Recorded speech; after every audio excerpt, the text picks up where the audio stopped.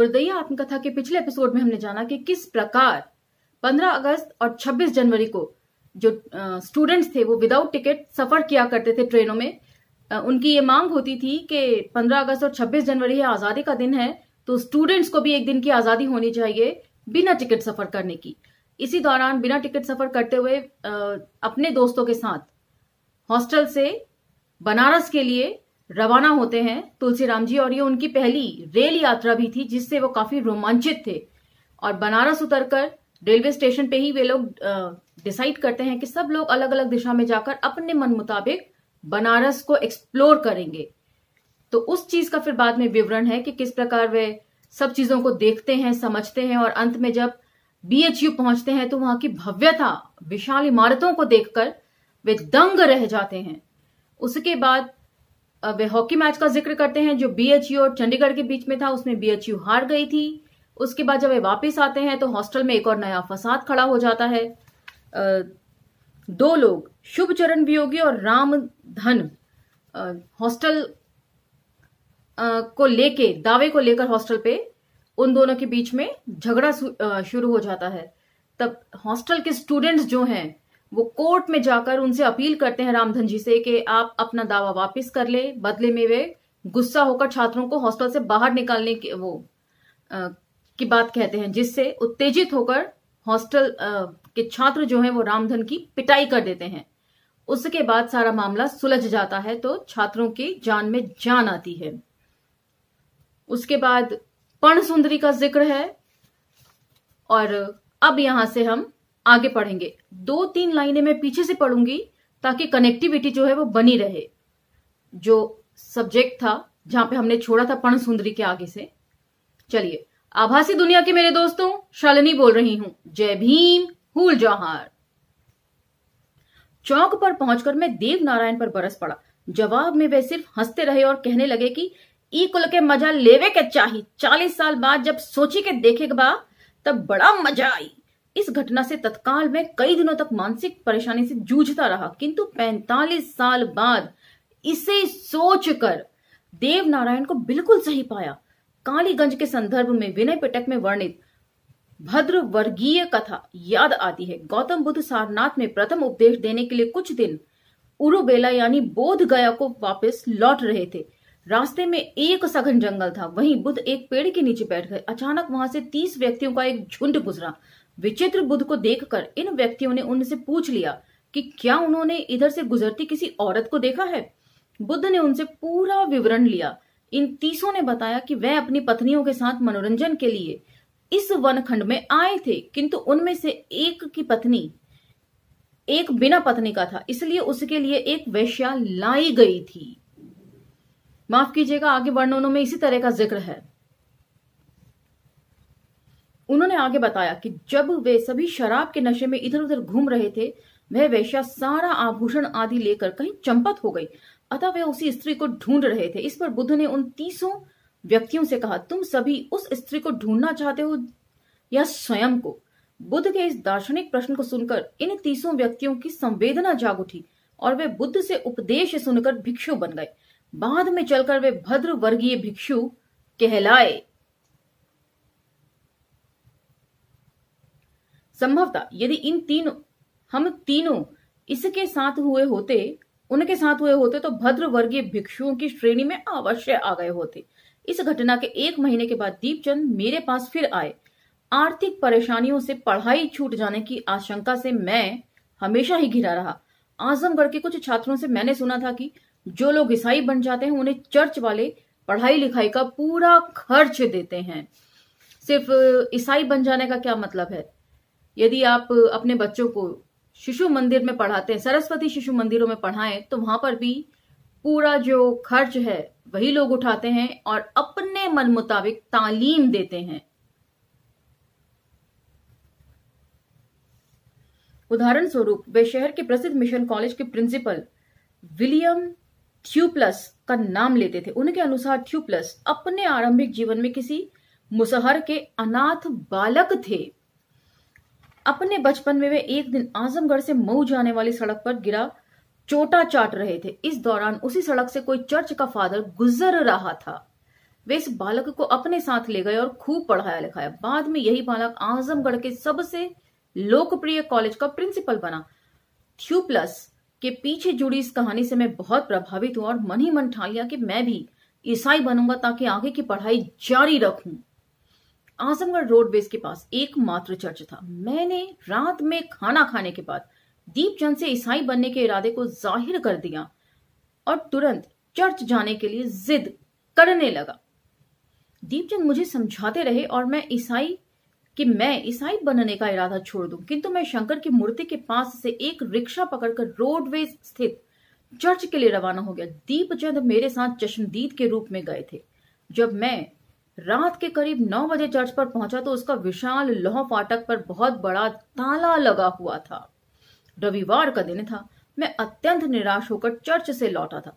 यदि उस दिन चर्च के फादर से मुलाकात हो जाती तो मैं अपनी स्थिति का बयान कर समस्या का हल पाते ही अवश्य ईसाई बन गया होता। तो ये वो वाकया था जिसके कारण वे ईसाई ना बन सके।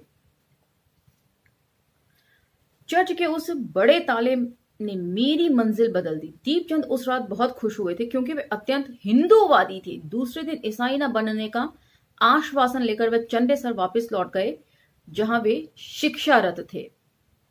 उधर डीएवी कॉलेज का माहौल ठीक नहीं था। मुझे बार बार पश्चाताप होता कि राम खेलावन मामा ने मुझे यहां लाकर फंसा दिया। आरएसएस का हिंदूवादी दर्शन मुझे बेचैन कर देता था। डीएवी के प्रिंसिपल से लेकर चपरासी तक आरएसएस से जुड़े हुए थे। बार बार अंबेडकर हॉस्टल के मेस में खाना बंद होने से और ढुक्कू की पकौड़ी उधार न मिलने की स्थिति से मैं एकदम घबरा गया था। सिर्फ एक ही सहारा था कि दलितों को सरकार से मिलने वाली आवश्यक स्कॉलरशिप जो 27 रुपए मासिक हुआ करती थी, 27 रुपए की एक धनराशि उस जमाने में मासिक खर्च के लिए पर्याप्त थी, किंतु ये बहुत देर से मिलती थी। करीब 9 महीने बाद मार्च 1965 में पहली बार 6 महीने की स्कॉलरशिप के 162 रुपए मुझे मिले। तो 9 महीने तक वे किस तरह फाका कशी करते रहे इसका उन्होंने जिक्र किया अब तक, लेकिन अभी भी उनकी ये फाका कशी खत्म नहीं होगी। किस तरह, ये जानिए अब। मैं अत्यंत खुश हुआ। ये हाई स्कूल पास करने वाली से कहीं ज्यादा बड़ी खुशी थी। मैंने सोचा कि आगे भुखमरी से सामना नहीं होगा और पढ़ाई अच्छी तरह जारी रह सकेगी। पहले ही मैंने कहा कि भूखे पेट भजन ना होए गोपाला। ऐसी कहावत है, ऐसा कहा जाता है कि भूखे पेट तो भगवान का भजन भी नहीं किया जा सकता, तब फिर पढ़ाई लिखाई तो बहुत दूर की बात है। और यहां पर भी तुलसी राम जी वही जिक्र कर रहे हैं कि भूखमरी का सामना नहीं होगा और पढ़ाई अच्छी तरह जारी रह सकेगी, क्योंकि पढ़ाई से ज्यादा ध्यान तो भूखे पेट की तरफ हमेशा रहता होगा कि किसी तरीके से कुछ अन्न मिल जाए जिससे पेट की भूख थोड़ी तो शांत हो। उस समय मेरी कक्षा के सबसे गहरे दोस्त थे देवराज सिंह। वे बस्ती जिला के रहने वाले थे। डीएवी कॉलेज में वे इसलिए पढ़ने आए थे क्योंकि उनके बड़े भाई आजमगढ़ में सप्लाई ऑफिसर के रूप में नियुक्त थे, अतः वे काफी संपन्न थे। देवराज सिंह अक्सर मेरे अंबेडकर हॉस्टल में मुझसे मिलने आते और मैं ढुक्कू की पकौड़े से उनका स्वागत करता था। एक परंपरा के अनुसार लेट मिलने वाली उस स्कॉलरशिप का पूरा ब्यौरा कॉलेज के नोटिस बोर्ड पर लगा दिया जाता था, जिससे सबको पता चल जाता था कि किसको कितने रुपए मिले। उस दिन मुझे 1962 रुपए मिले।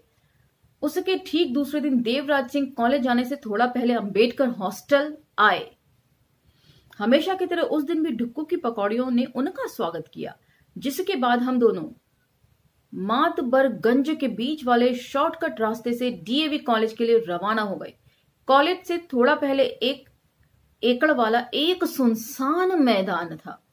उसी मैदान के बीच डीएवी कॉलेज के लिए रास्ता गुजरता था। देवराज सिंह बड़े सामान्य ढंग से मुझसे गप लड़ाते चले जा रहे थे। जब उस मैदान के बीच में हम पहुंचे तो देवराज सिंह अनायास बोल पड़े, आप दोस्ती के लिए क्या क्या कर सकते हैं? इस तरह के प्रश्न पर मुझे अचंभा तो अवश्य हुआ, किंतु कह दिया कि दोस्ती के लिए तो मैं जान भी दे सकता हूं। अमूमन हम लोग इस तरह से बोल देते हैं दोस्तों के लिए। इतना सुनते ही देवराज सिंह अचानक एक रामपुरी छुरी मेरे सीने पर लगाकर कहने लगे, आपके पॉकेट में कल मिले 162 रुपए मौजूद हैं, उसमें से 81 रुपए मुझे दे दीजिए और बाकी से अपना खर्चा चलाइए, अन्यथा दोस्ती के लिए अपना वचन पूरा करने के लिए तैयार हो जाइए। मतलब यदि पैसे ना मिले तो जान भी जा सकती है, अर्थात जान गंवाने के लिए मैं तैयार हो जाऊं। उनका अचानक परिवर्तित रूप देखकर मैं अत्यंत भयभीत हो गया था और अविलंब उन्हें 81 रुपए सौंप दिए। बाकी 5 मिनट का रास्ता हम दोनों ने साथ साथ किंतु पूर्ण रूपेण मौन व्रती के रूप में तय किया। तो किस तरीके से कदम कदम पर लोग इनको छलते रहे हैं, इस तरीके से अपना मानसिक संतुलन में बनाए रख पाते थे, ये बड़ी मतलब आश्चर्य की बात है। कोई भी व्यक्ति इतने धोखे मिलने पर अपना मानसिक संतुलन खो सकता है, लेकिन तुलसी राम जी की जीवटता को सैल्यूट है कि इतने धोखे खाने के बाद भी, और ये धोखे किसी और ने नहीं, सबसे विश्वास पात्र लोगों ने उन्हें जिंदगी में दिए। पहले परिवार ने, उसके बाद दोस्तों ने, उसके बाद भी जीवटता से यदि कोई इंसान भरा है तो उसकी जीवटता को सलाम तो होना ही चाहिए। ऊपर से एक घनिष्ठ दोस्त और अंदर से उसके उक्त रूप से मैं अत्यंत लज्जित महसूस करने लगा। हमेशा यह सोचकर चिंतित हो जाता था कि पता चलने पर लोगों के बीच मुझे कितना शर्मिंदा होना पड़ेगा। तो ये उनकी सरलता थी, उनके स्वभाव की, कि दोस्त ने धोखा किया उसके बावजूद भी तुलसी राम जी को लग रहा है कि शर्मिंदा उन्हें होना पड़ेगा।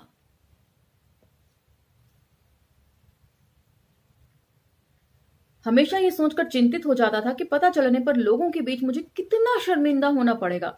हॉस्टल के छात्र यही कहेंगे कि ठाकुरों से दोस्ती का ऐसा ही परिणाम होता है। यह सोचकर मैंने इस घटना का जिक्र किसी से नहीं किया। लोगों को उनसे सहानुभूति नहीं होती, बल्कि उल्टा चिढ़ाने में उन्हें मजा आता कि वाह, मिल गया दोस्ती का नतीजा। कई छात्र गैर दलितों से मेरी दोस्ती पर पहले ही उंगली उठा चुके थे।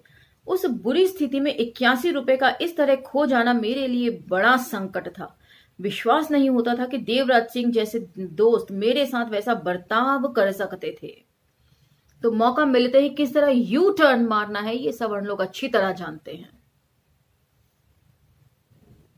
हालांकि इसमें सबको इंक्लूड नहीं कर सकते हम, लेकिन अमूमन जो है वो ज्यादातर लोग इसी तरह के होते हैं। आगे भी मैं डरता रहा कि जब भी स्कॉलरशिप मिलेगी तो उसका आधा हिस्सा देवराज सिंह अवश्य छीन लेंगे, किंतु भला हो उनका, उन्होंने दोबारा वैसा नहीं किया। स्वभाव की सरलता हर जगह देखने को मिल रही है।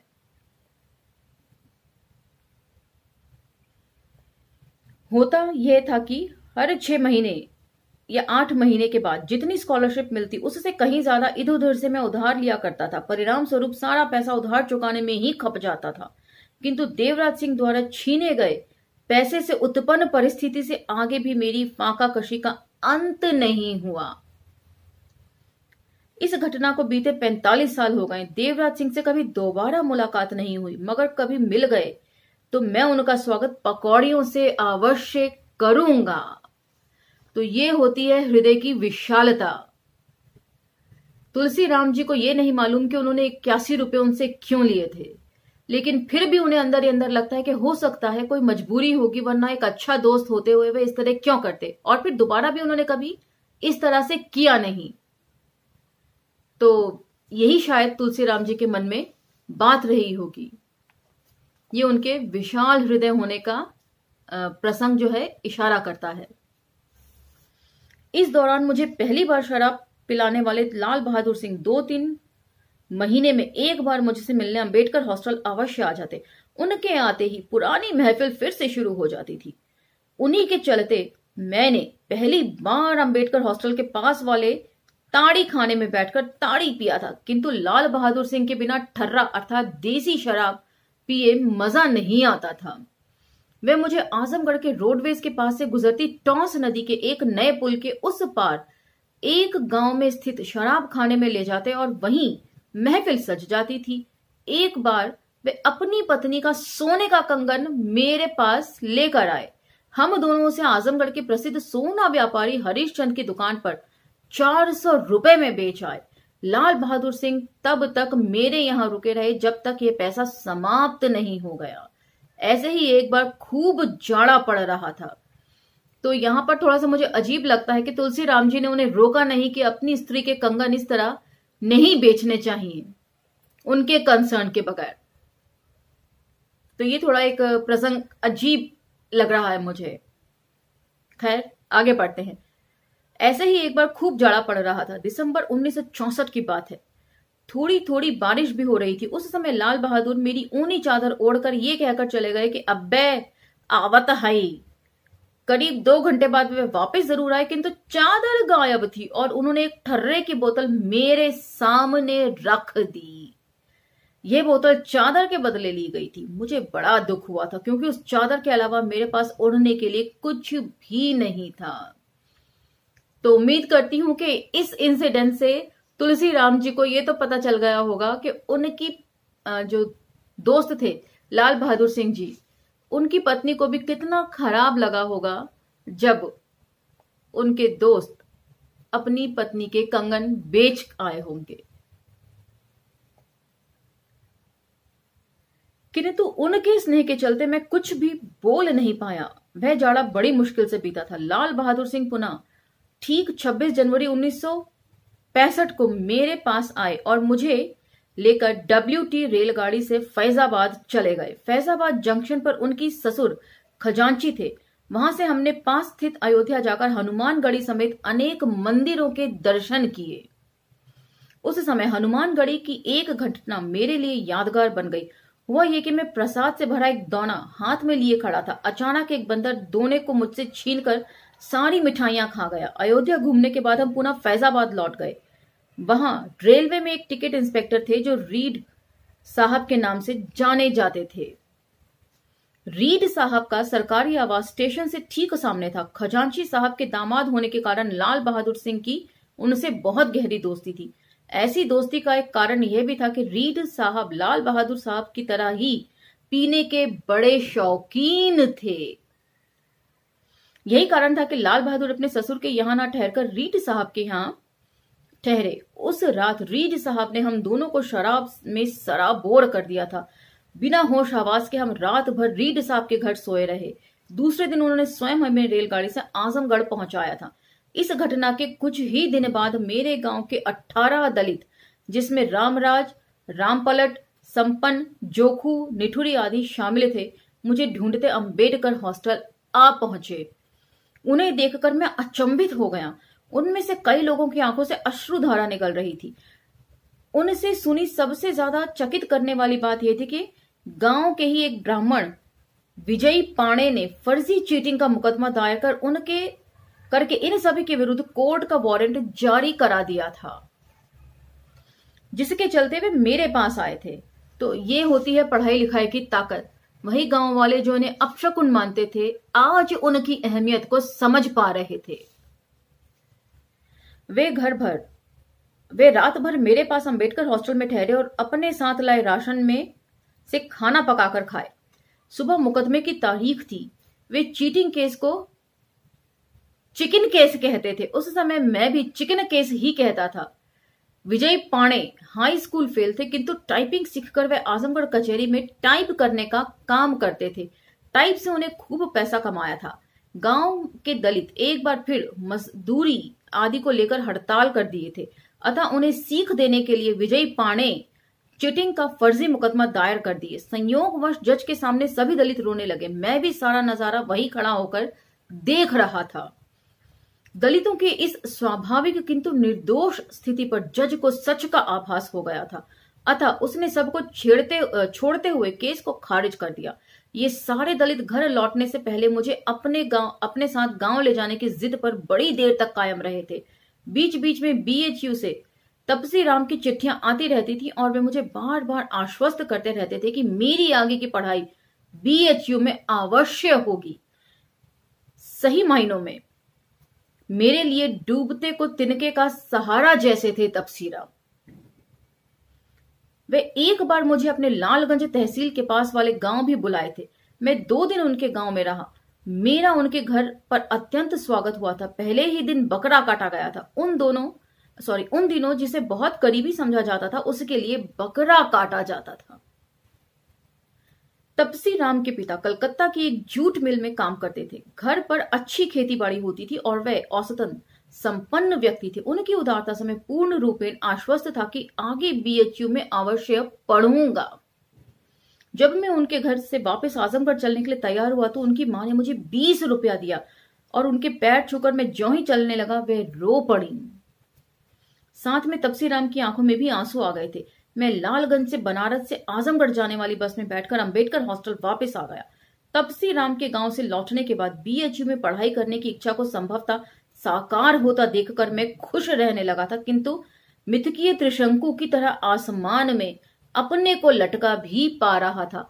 यहाँ पर तुलसी राम जी इस तरह के कैरेक्टर्स के लिए मिथकीय लिखना नहीं भूलते, ये गौरतलब बात है, क्योंकि आत्मकथा के सहारे वे ये भी बताना चाहते हैं कि किस तरह मिथकीय जो कैरेक्टर्स हैं उनको हमारे जहन में बिठा दिया गया है कि ये असल में है।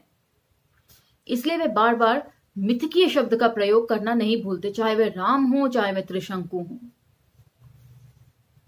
इससे पता चलता है कि उनका जो गहन अध्ययन है कितनी जगह पर है, और जगह जगह पे बुद्ध का तो वे विद रेफरेंस कोट करते रहते हैं कि ये अध्याय है, इस पिटक में देखिए। तो काफी पढ़ने लिखने के बाद ही कोई इस तरह की बातें कर सकता है। इस हर्ष विषाद वाली स्थिति के दौरान समय समय पर भारतीय कम्युनिस्ट पार्टी बड़े बड़े जुलूस निकालकर बढ़ती हुई महंगाई के खिलाफ तथा अन्य समस्याओं की ओर ध्यान आकर्षित करती रही। ऐसे जुलूसों का नेतृत्व स्वतंत्रता सेनानी जय बहादुर सिंह, तेज बहादुर सिंह तथा झारखंड राय और रंजीत यादव आदि किया करते थे। इन जुलूसों में आजमगढ़ के हजारों मजदूर किसान शामिल होते थे। अब यहां पर भी गौरतलब बात है कि इन जुलूसों में किसान शामिल हुआ करते थे और किसान आज भी आंदोलित हैं। तो इसे आप कनेक्ट करके देख सकते हैं कि किसानों की बदहाली कब से चालू है। सारे लोग लाल झंडा लेकर कचहरी की तरफ मार्च करते हुए नारा लगाते, 3 पाव का राशन है, बड़ा निकम्मा शासन है। सन 1964-65 में लगाया जाने वाला यह नारा एक बड़ी महंगाई की तरफ इशारा करता था, किंतु यदि आज 3 पाव का राशन बिकने लगे तब तो इसे सही मायनों में समाजवाद ही कहा जाएगा। यहां पर व्यंग्य करने से भी नहीं चूकते। मैं कम्युनिस्ट पार्टी के इन जुलूसों को आजमगढ़ में जब भी देखता, अंबेडकर हॉस्टल से निकलकर शंकर जी की मूर्ति के पास चला जाता और वहीं खड़ा होकर लाल झंडों के साथ गुजरती भीड़ को देखकर रो पड़ता था। रोने का कारण अज्ञात होता था, किंतु हर बार मेरी ऐसी ही स्वाभाविक प्रवृत्ति निर्मित हो जाती थी। सन 1965 की गर्मियां आते आते भारत पाकिस्तान का दूसरा युद्ध शुरू हो गया। आजमगढ़ में अफवाहों का बाजार भड़क उठा। उस समय दूर संचार के जो संचार माध्यम जो थे वो बहुत ज्यादा सुलभ नहीं थे। ऐसा ही जिक्र वे गांव में तब करते हैं जब भारत और चीन का युद्ध होता है, तब भी अफवाहों का बाजार गर्म था। नेहरू जी की मृत्यु पर भी अफवाहों का बाजार गर्म हो जाता है। तो इस तरीके से, क्योंकि संचार माध्यम इतने सुलभ नहीं थे। आजकल तो एक घटना होती है और 1 मिनट के अंदर अंदर पूरी दुनिया में वो प्रसारित हो जाती है, लेकिन उन दिनों ऐसा नहीं था। डीएवी कॉलेज तो इन अफवाहों की फैक्ट्री में तब्दील हो गया था। तो यहां पता चलता है कि एजेंडा शुरू से ही क्लियर था कि संघ ने किस लकीर पर काम करना है या किस लकीर को पीटना है। और आज भी कैराना के नाम पर यही हो रहा है यूपी के इलेक्शंस से पहले। इसके ऊपर कल रतन जी का एक इंटरव्यू था जो आशुतोष जी ने लिया था सत्य हिंदी में। आप चाहें तो YouTube चैनल पे उस पे सर्च करके वो इंटरव्यू सुन सकते हैं और बहुत सटीक एनालिसिस था सभी पैनलिस्ट्स का। सुनने लायक थी ये चर्चा।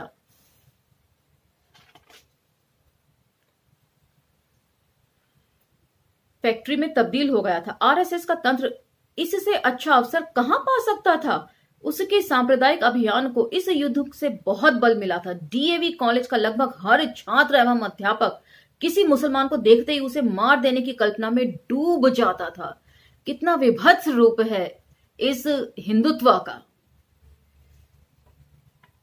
छेदीलाल कॉलेज में चपरासी थे। उन दिनों जहां हमारी कक्षाएं लगती थी वहां बिजली नहीं थी, इसलिए गर्मी से बचने के लिए कक्षाओं की छत पर बड़े बड़े झालर वाले कपड़े के पर्दानुमा पंखे लटके हुए रहते थे। उसमें रस्सी लगाकर एक आदमी हमेशा इधर उधर खींच कर हवा करता रहता था। छेदीलाल ऐसे ही पंखों को रस्सी से खींचने का काम करते थे, किंतु वे सबसे ज्यादा मुसलमानों तथा पाकिस्तान को गालियां देते रहते थे। तो मैंने आपको पहले ही कहा था कि व्यक्तिगत जीवन में परिवार का दखल और परिवार में समाज का दखल, समाज में राजनीति का दखल और राजनीति का आपके व्यक्तिगत तौर पर किस तरह दखल होता है ये हमें पता भी नहीं चलता। और यहां पर यदि एक चपरासी भी जिसे कुछ मालूम नहीं है, सिर्फ अफवाहों के चलते वे पाकिस्तान को भर भर के गालियां दे रहा है और एक नफरत उसके अपने अंदर पाल रहा है, तो ये होता है कि राजनीति का जो दखल होता है व्यक्तिगत तौर पर हमारे ऊपर किस तरह पड़ता है ये हमें पता नहीं चलता, लेकिन वो पड़ता है। मैं पहले भी ये बात बोल चुकी हूं और आज उसका उदाहरण यहां चपरासी के रूप में आप सुन रहे हैं। कई गुंडा किस्म के छात्र आपस में योजना बनाते कि शाम के समय सिधरी पुल से गुजरते किसी मुसलमान पर हमला करके उसकी साइकिल और घड़ी छीन लेंगे। हकीकत यह थी कि आजमगढ़ के लाखों मुसलमान उन दिनों सिंगापुर, मलेशिया तथा खाड़ी के देशों में कार्यरत थे। अतः अनेक मुसलमान मुबारकपुर तथा सयार मीर आदि कस्बों से सिंगापुरी साइकिल में बैठकर आजमगढ़ आया जाया करते थे। आजमगढ़ में सिंगापुरी साइकिल वाले मुसलमान उन दिनों संपन्नता के प्रतीक थे। मैं उन छात्रों की योजना सुनकर हतप्रभ रह जाता था, किंतु मैं कुछ भी न करने की स्थिति में था। जाहिर है पूरा कॉलेज ही सांप्रदायिकता में सराबोर था। ऐसे तत्वों द्वारा सिधारी के पुल से गुजरते अनेक निर्दोष मुसलमान हिंसक गतिविधियों के शिकार हुए थे। तो आज का ये एपिसोड यहीं विराम देते हैं। अगला एपिसोड जल्द ही आपके सामने होगा, जो इसका मुर्दैया का अंतिम एपिसोड भी होगा। जल्दी मुलाकात होगी, तब तक लाइक, शेयर, सब्सक्राइब करना ना भूलें। धन्यवाद।